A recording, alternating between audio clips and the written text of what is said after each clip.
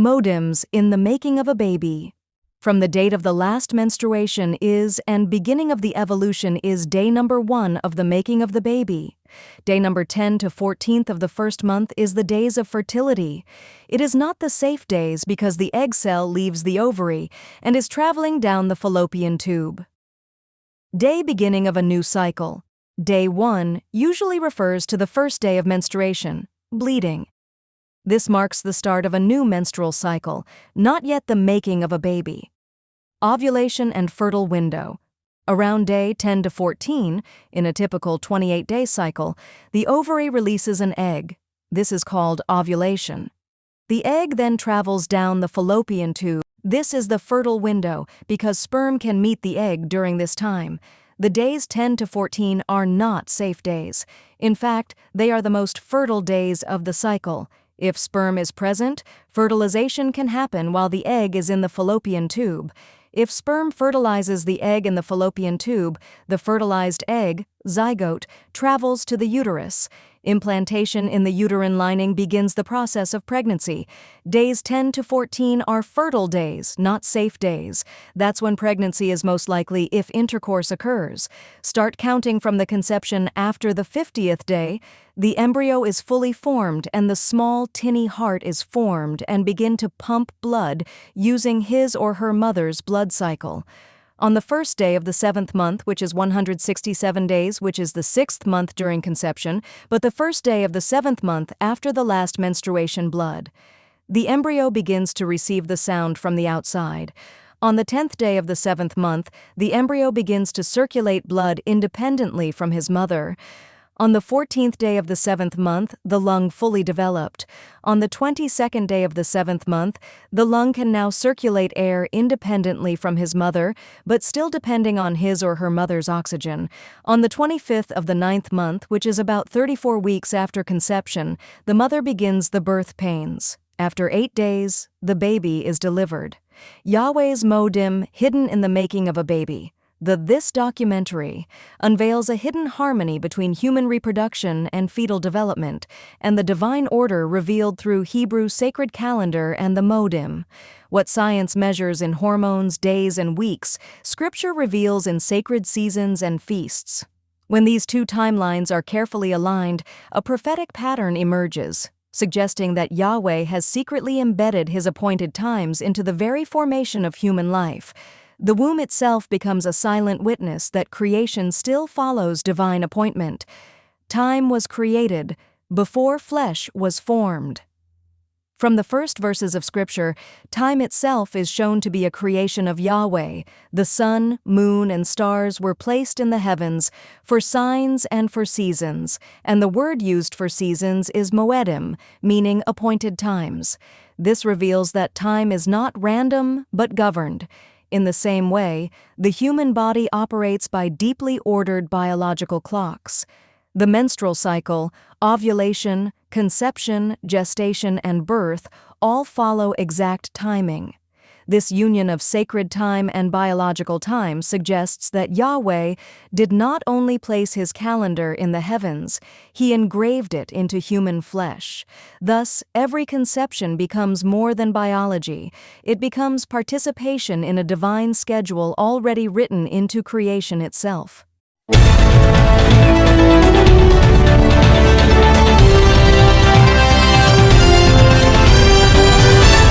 Shalom, and welcome to Lionsgate's Media, the home of bold storytelling, fearless reporting, and content created to open minds and spark real conversation. Here, we dig deeper than the headlines. Our channel brings you thought-provoking documentaries that explore the stories behind the stories, investigative pieces that shine a light on the truths often overlooked, and sharp, reliable coverage of news and current affairs from around the world. Whether it's a developing global issue, a political shift, a social movement, or a hidden narrative mainstream outlets won't touch, we're dedicated to breaking it down clearly, honestly, and with purpose. At Lionsgate's Media, our mission is to inform, empower, and challenge viewers to think beyond surface-level information. We deliver breaking news as it unfolds, provide context that matters, and create content that encourages you to question, reflect, and engage. If you value authenticity, depth, and a community that believes in seeking truth, you've found your home. Make sure to subscribe, hit the notification bell, and join the pride. Together, we rise, we learn, and we roar as one, right here at Lionsgates Media.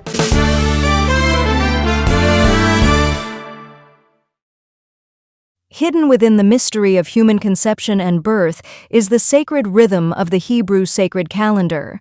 This discovery reveals that each biological stage in the making of a baby aligns with Yahweh's appointed times.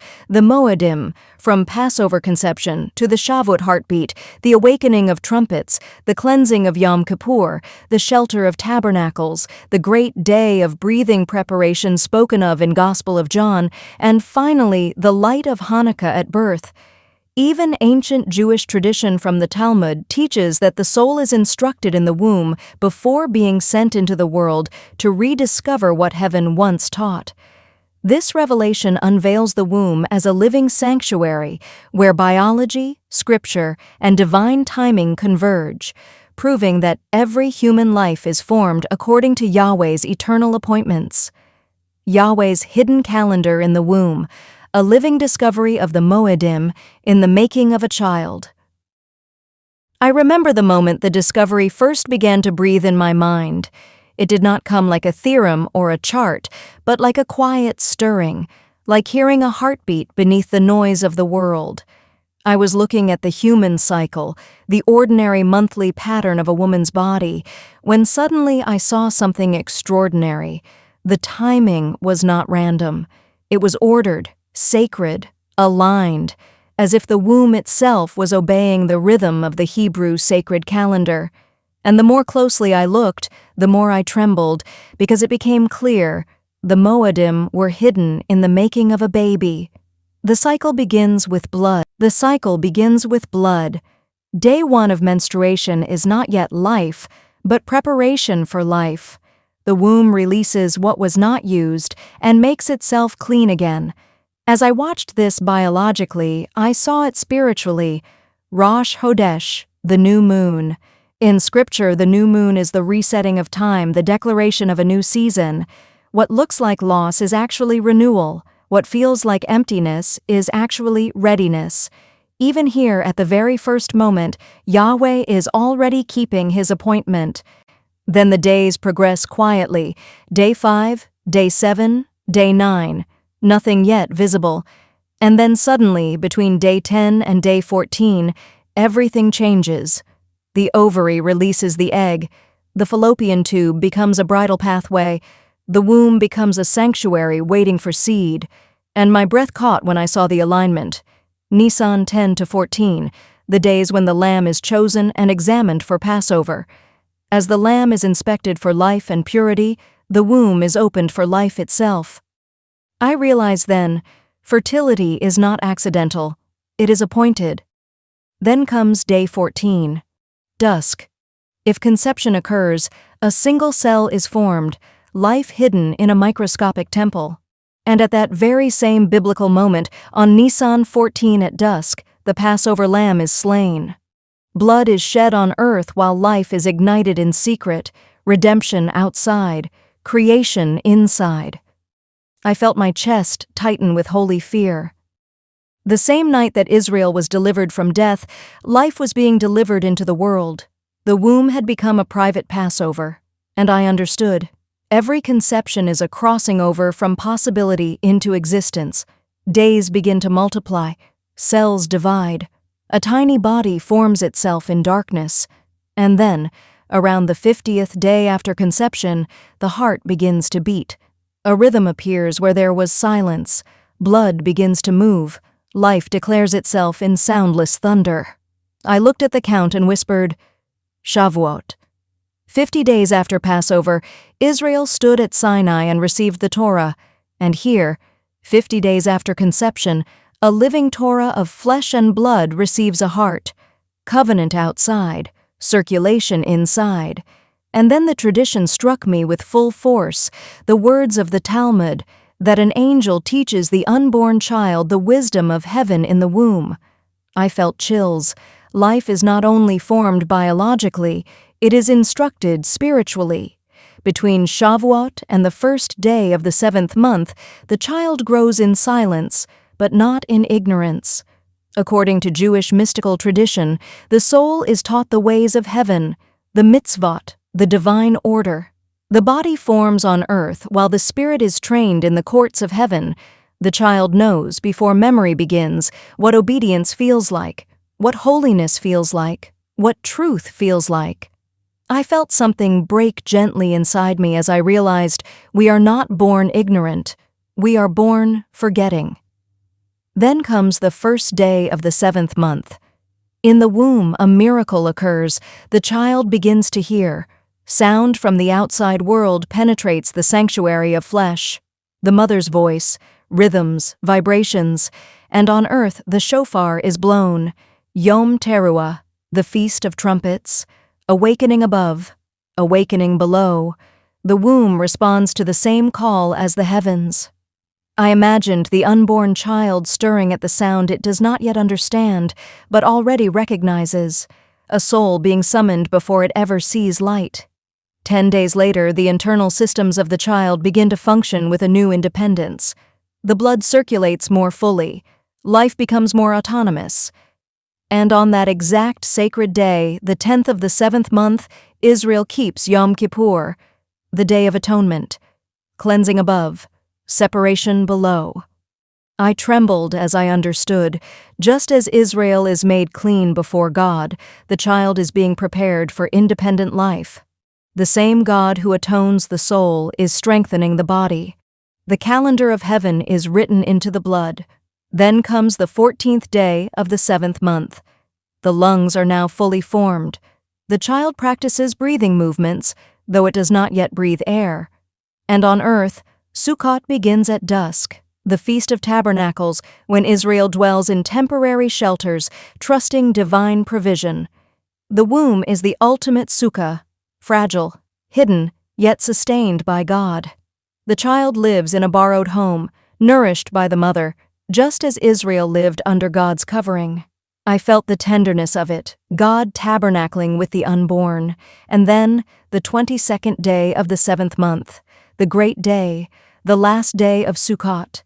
The lungs are now capable of circulating air independently, though still supported by the mother. And I heard the echo of Yeshua's voice in my spirit from John 7 on the great day of the feast. If anyone thirsts, let him come to me and drink.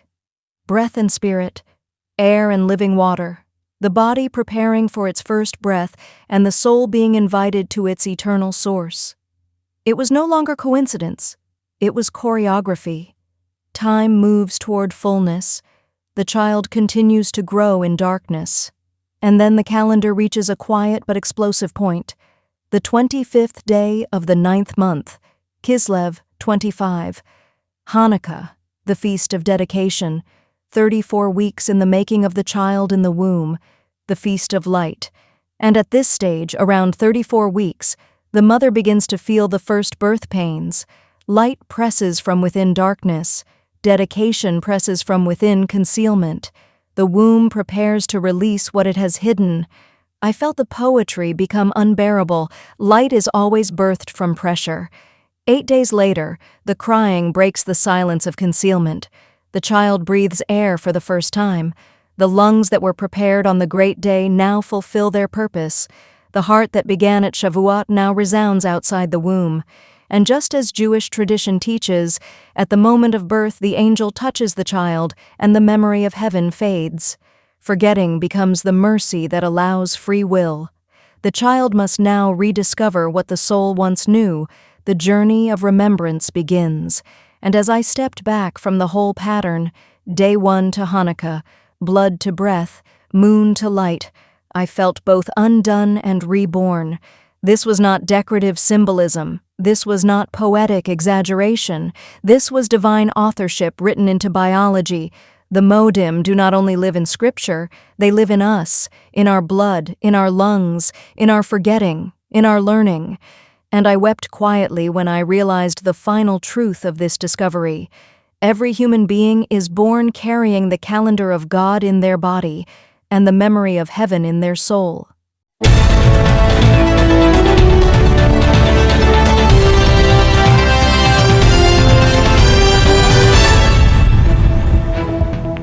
This discovery still chills me every time I think about it. To realize that the very stages of human formation, blood, heartbeat, breath, awakening, move in perfect rhythm with Yahweh's appointed times.